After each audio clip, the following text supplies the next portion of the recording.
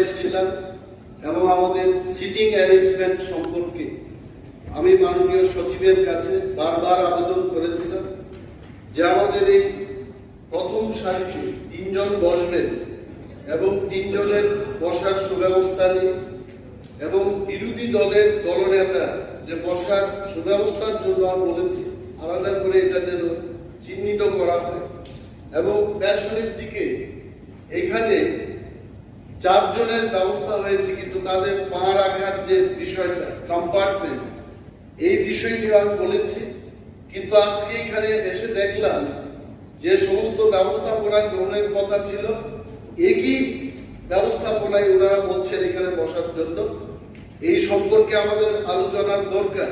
আমাকে বলা হলো যে একটা কম্পার্টমেন্ট যেটা একটা দলের জন্য রাখা হবে আর একটা কম্পার্টমেন্টে গিয়ে বসার কোনো সুবিধা নেই। তাহলে এই হাউসের মধ্যে আমি বলবো যেমন কোন দল বলতে পারবে যে নির্বাচনে সে 3টি MLA নিয়ে আসবে বা 5 জন MLA নিয়ে আসবে, এটা কেউ বলতে পারবে না। আজকে ধরে নিই যদি এখানে 5টা দলে বিরোধী দল নির্বাচিত হয়ে আছে এবং 2 জন করে 4টি দলের যদি নির্বাচিত হয় তাহলে 8 জন হবে। পঞ্চম দলের যদি 12 জন করে নির্বাচিত হয় তাহলে 20 জনের মধ্যে সে 12 জনের বিরোধী দলনেতা থাকবে। ঠিক আছে, এখানে আপনার কথাটা আমি বুঝতে পারছি, সিটিং অ্যারেঞ্জমেন্টের প্রবলেম তো।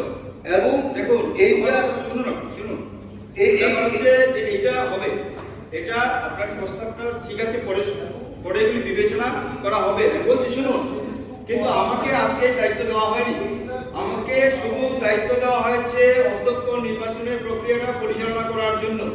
পরবর্তীকালে এগুলি আপনি বলবেন, এগুলি অবশ্যই এগুলি বিবেচনাধীন এবং বিবেচনা করা হবে। সময় খুব কম, সুতরাং আমরা এই হাউসে থাকবো না। If you are not doing this then we are walking out from the house. ঠিক আছে, আজকে তো আমি করতে পারছি না, দুঃখিত।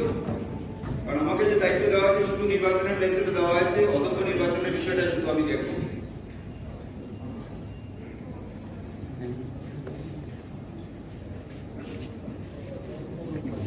শুরু করুন নির্বাচন প্রক্রিয়াটা।